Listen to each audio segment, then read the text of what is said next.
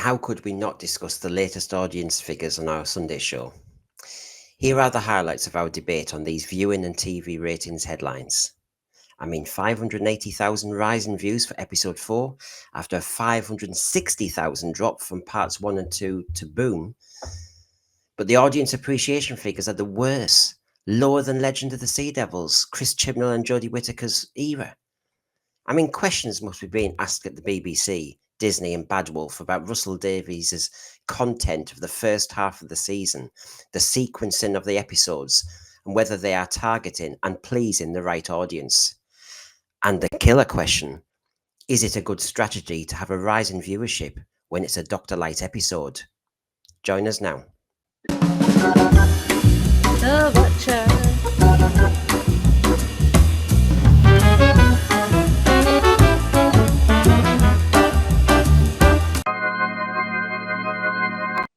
That should have been the music in Legopolis every time the Watcher appeared on screen. That would have been great.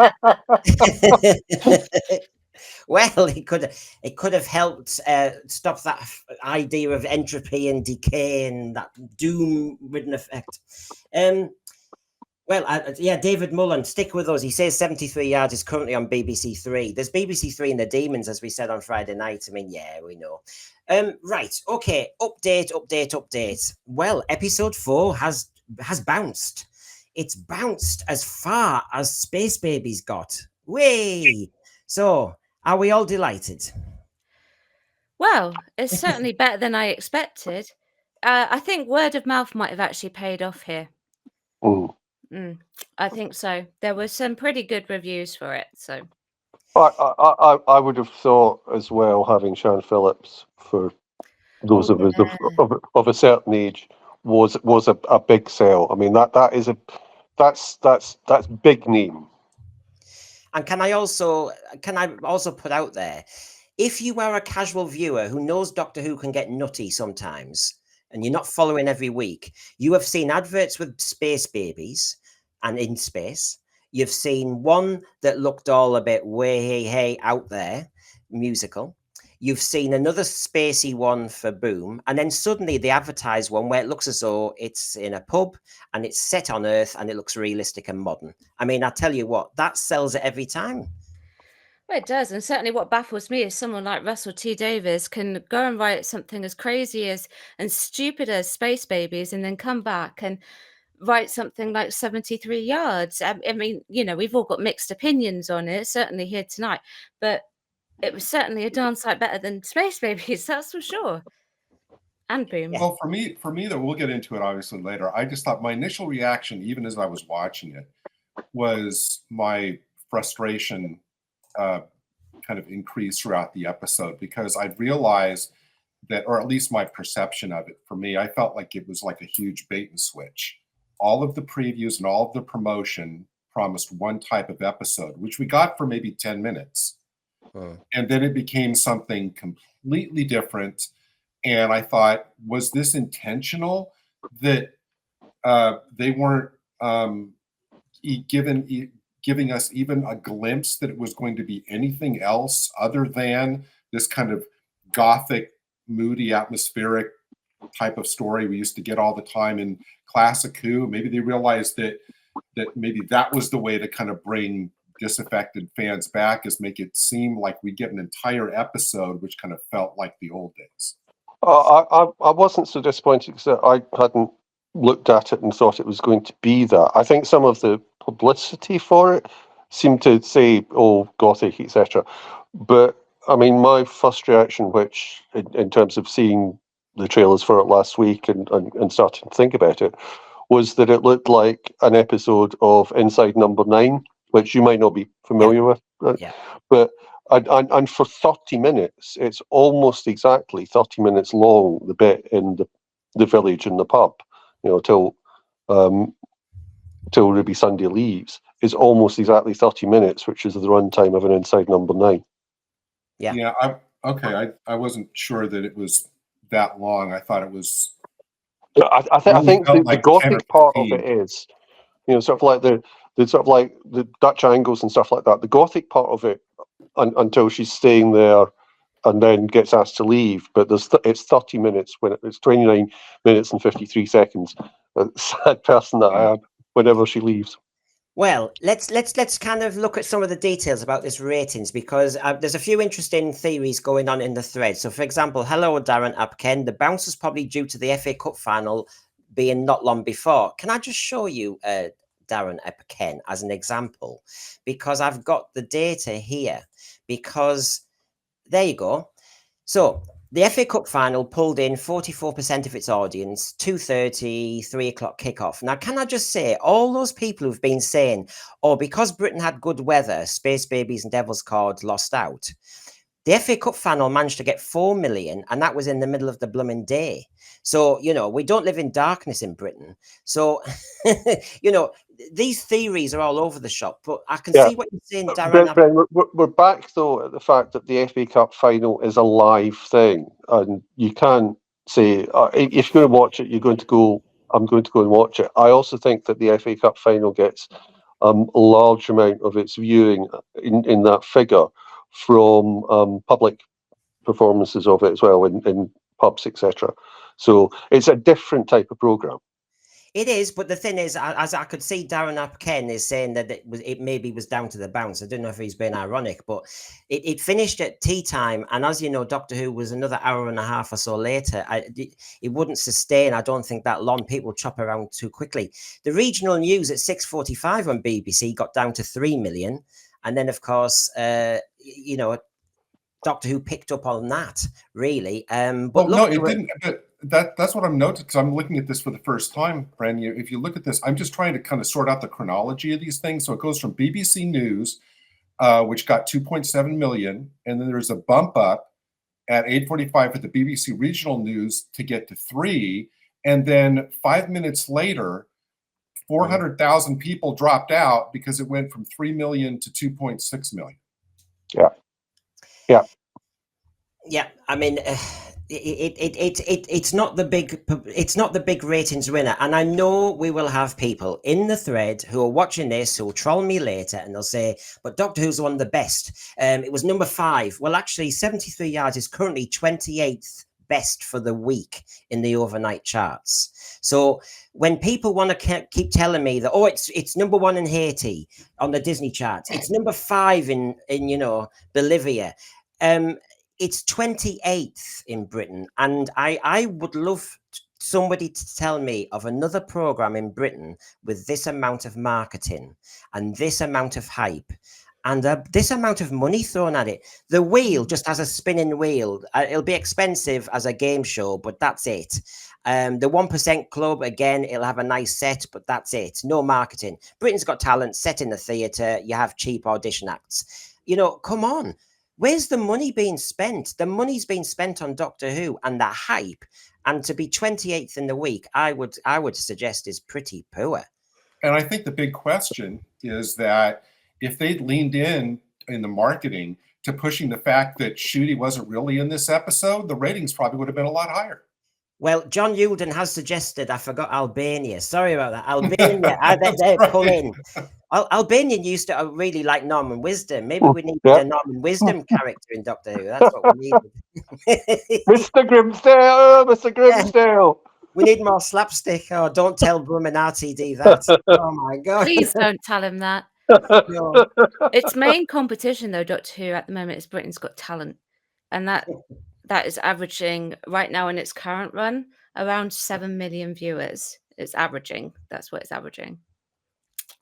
Well, I don't know the figures for the actual people who are on streaming. Crimplane was one of them. I watched it just gone midnight on Friday. Gosh, staying up late, man. I nearly stayed up because we did our Friday night end of week show, and I nearly stayed up and thought, oh God, I can't watch Doctor Who at midnight. Honestly, I want to sleep afterwards. If I'm triggered, I'm in big doo-doo. So, Dada Debaser, people were too drunk to find the TV remote after the FA Cup final. Oh, there you go. Okay. I mean, but they managed to do it after the regional news.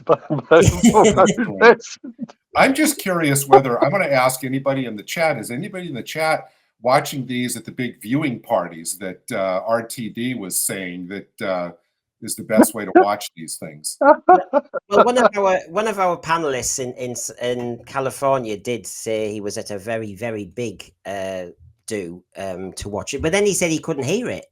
So I mean, it was such a popular event that he couldn't hear the dialogue. So I'm not sure if I'd really want to do that. Now, Paul Bowler, hello, good to see you. We will get into the nuts and bolts of this, but 73 yards is a big tonal shift for this series. In the end, though, it ultimately faltered because of the frustrating ambiguity of its premises. And we will, as you know, Paul, you know this program, we'll start with the ratings. We'll then hit some of the contentious issues and problems and plot holes. And, you know, if I just give a shout out to the lady who does the chatting, not the shout outs, Rachel here, you did a stream last night on what? 25,000 plot holes, was it? It felt like 20,000 plot holes. So, yes, we will, Paul Bowler, be looking at that. Don't you worry. Oh, yeah, and, we will. And if we miss any out, go to Rachel's stream from last night and she'll make sure you don't leave. I liked Peter Harrison's comment that it's giving mixed messages about touching grass. Very. Well, you know, as several posts I saw on Facebook in the last couple of days with the shot of Shooty touching grass, they were going, well, you know, Shooty touches grass and vanishes just like the audience. So I thought that was. And then the audience came back. You know, I was just thinking, you know, to Brendan's point about the ratings this season, if you were to mark this like on a graph, you know, you'd have it already starting low, and then it would bottom out, and then it would come back up to just kind of where it was. And for being already halfway through the season, I don't really think that's kind of a graph that they're happy with. No, as I said in my intro, there will be questions about that surely, because it says that they've got something wrong. The schedule's wrong, the content wrong, the order wrong, the sequence, something they've got wrong, because they did a double banker, didn't they? We got a double bill that obviously clearly let down an awful lot of their, you know, target market, who disappeared for a little while. There is a guess that a lot of people did watch Boom on streaming or iPlayer or catch up, and then decided to come back maybe and give it another go. But that's not good enough. Normally RTD and the showrunners want to build to the climax, in this case in episode 8. But the other detail I wanted to show you, because we're starting to get the AI in now. Well, this is from Gary Lee, and Gary Lee is suggesting these are the rumors of the audience appreciation. So for Space Babies 74 and for Devil's Cord 73. Lower than Jodie's worst. So if I just make that a bit bigger so that you can see a bit more, that's Jodie's last season. And these are the rumors for the audience index 74 and 73. So when people have been telling us heavily and actively and passionately on Twitter that Space Babies is the best they've ever seen, you are allowed that opinion. The trouble is, it seems like a lot of people aren't thinking the same thing. Those would be very bad numbers. They're low, aren't they? I mean, you can see Power of the Doctor got 82. Legend of the Sea Devils got 76. I mean, hello. There's not much more you can say there. My guess is if those two numbers are right, my guess is probably Boom will probably be higher than Bad. Yeah. And this one will probably be higher. Yeah. But you see, I think definitely. But you see, we've got half the season now. We've got rumors of 2 very bad audience indexes. We've now got the ratings overnight for half the season. Nobody surely can argue that this is a success or a runaway success, or this is what they anticipated. I mean, Rachel, is this where you were hoping we would be as a Doctor Who fan? Is this where you thought we were going to get after the build up to it? Is this roughly where you expected? I was expecting it to be higher because it was Russell T Davies, but it's not. I mean, I had no expectations what to expect from that Shooty or merely, you know, but there you go. I mean, the fact that it's potentially performing lower in Jodie, and I know a lot of people don't set high score with Jodie's Doctor, but it says a lot. It speaks volumes. Come back, Jodie, all is forgiven. Yeah, like I said on Friday's show, Brandon, I think that it's kind of clear. It's pretty clear now that the decision to start the season with Space Babies was a catastrophic mistake. But it raises other Yes. questions, doesn't it? It raises questions about the whole team down there because, okay, I've got a rushed idea. My name's RTD. It's this Space Babies plot, and somebody else in the team surely will say, really? We were hoping to go a bit bigger, Russell, at the beginning. Really? We were hoping to give the classic Doctor Who at the beginning, Russell. Really, Russell? We were hoping to get them behind the sofa in episode 1. Russell, really? And this is the beauty of audience in indexes, isn't it? It is that those people who said, the ratings, you're killjoys, you lot. Okay, then let's park that for a second. But when you see the audience appreciation is very low, I'm sorry, but this is not landing. And add the reviews on top, and add the fact that there's no word of mouth in the UK about Doctor Who at all. The other thing is, I'm a bit like Rachel. I didn't really have an expectation in terms of what this would be. And I still don't, to an extent. I think figures are so changeable now, and the method of watching has changed, so that it's difficult to do. I think the most damning one about that is if it is the 28th watch programme across the UK in a week, I think you'd be aiming for it to be top 10. Maybe not in the top 5, but top 10 certainly. Yeah. All they can do is trumpet. Online. You'll see one day throughout the week. Somebody say, "Hey, Doctor Who was in the top 10 on Disney Plus." Well, yeah, for a day. Yeah, until it fell out. Before Rachel comes in, I'll agree with Mr. Wick. Yeah, I'm parking it for the sake of an argument for those who like to criticise, but I'm bringing in another piece of data which is damning. You can't park the ratings. It's the ultimate metric. I remember on Friday night me saying to Rachel, actually, as an actress, that you need to fill theatres. It's no good saying, we've got a real quality production, but nobody's buying the tickets. Yeah. So I agree with you, Mr. Wick. What were you going to say, Rachel? I was thinking that the midnight release of the BBC iPlayer is kind of shooting itself in the foot a little bit, because the issue is with that is then people go on to Twitter, and obviously Twitter is a cesspool, X, I guess, as you now call it, it's a cesspool for all this negative reviewing and things like that. So people who've watched it in advance will go in and onto Twitter and say these things, and people will be like, well, if they don't like it, there's no point in watching it. So there you go, you've already lost a view. Yeah. And I am struggling with this idea. I know it might be the modern world, but I don't think it creates event TV for Doctor Who. And I think Doctor Who needs to be event TV to get the word of mouth, to get that punch, because it is very like, to me, I think something like at the Line of Duty, where everyone's going, who's H? Who's H? People in the pub are saying, who's H? Doctor Who could have gone dark for a little while, got people asking questions and talking about it.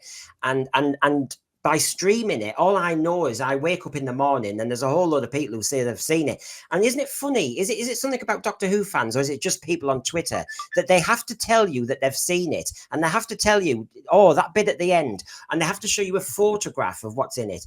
So in the end, I have to always avoid Twitter, which is madness, and avoid online social media. Or basically, we've got a whole load of killjoys who want to stay up till midnight, which, may I say, sounds a bit antisocial to me. And then, of course, those people who watch it at a normal time suddenly get it all spoiled. That's not going to help the ratings at all, is it, Hugh? Because it's just spoiling it. I watched it this morning, and I think I said this last week. Part of the reason why I'm not watching it whenever it's on a Saturday night, which is where I would choose to watch it, is that after watching Space Babies, my wife decided that she wasn't going to watch it ever again. So therefore, I can't do that on a Saturday night. So I then have to watch it elsewhere. And that's just one of those things where, Kath's watched pretty much everything of Doctor Who. She didn't watch all of Chibnall, but she got through sort of like from 2005 to second series of Jodie. And she just gave up in Space Babies. Yeah, fair. Are we? Does anybody think we're at the point yet? Because I'm honestly not sure. I'm actually on the fence about this. Are we at the point where anybody thinks we can play the come back, Chris Chibnall, all is forgiven card yet? Oh, Gary, there's no way. Do you know what was part of our argument on Friday night? That the argument is none of them come back now. It's a friends club. Yeah. We need new, fresh. Well, no, I blood. don't mean literally, but I mean just in terms I of know a what you me saying, mean. "Come I know back, what you mean. Chibnall is forgiven." Not Yeah. not in reality. Archibald Lazarus, I think it was earlier on in the chat, said that they watched a stream that started something like a "Come Back, Jodie, all is forgiven" or something like that. So if some people The already chat started to is say like it. no. The chat is like no, Chibnall. Well, I mean, I agree. No Chibnall. one thing I'd say is, I don't think the flats worked as a story, but dear God, you could see the money on that one. Yeah. You saw the money. Yeah. We're not seeing it. And I do want to say to MAFC, who you've watched us before, and I appreciate you coming round. I was surprised to see how negative Twitter was after I watched this episode. Yeah. And the Fab Four panel you've got here, we cover every rating you could get in our 4 levels of rating. We go from outstanding down to oblivion on this episode. So basically, you will hear a fair spread of opinion. I can guarantee you that, because I don't know what the panel's going to say, but I've got their ratings just so I can compile. And can I say that as opposed to that other Fab Four from a couple weeks ago, we actually look like ourselves. I certainly look like my headshot, that's for sure. So ratings to me tells me that they've got the sequence wrong. It tells me Russell Davies did not want to deliver sub Chris Chibnall ratings. He did not want to deliver audience appreciation sub Chris Chibnall. He didn't. He wants to be the big showrunner who puts his arm around the others because he's the godfather of Doctor Who. This is not selling well at all. And I think the big question in Disney and Bad Wolf and the BBC will be, how did we get the content wrong? How did we get the sequence wrong? And of course, the elephant in the room is season 2 was completed this week. So it's locked up, it's done, and they can't change that.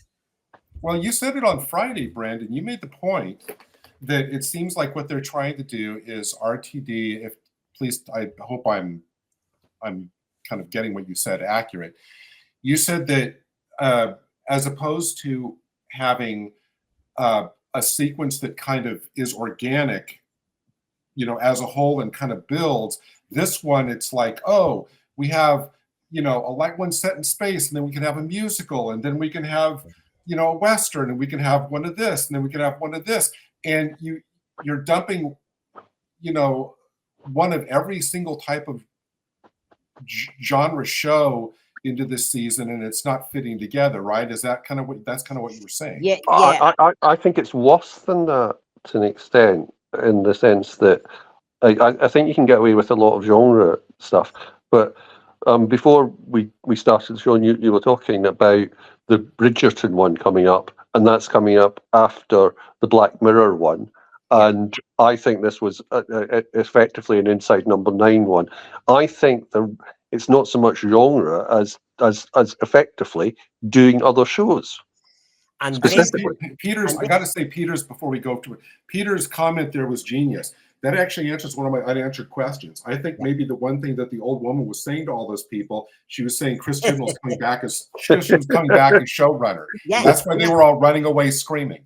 Or the RTD's old line as well with Harriet Jones. Don't you think she looks tired? Don't you think the writing's tired? Don't you think the writing's lazy? I mean, I don't know. I think we need new showrunners. I agree with the MCTV. It's tired that we have RTD, Moffat, Chibnall, and now RTD2 with Moffat back. He's obviously tried to get Chibnall back.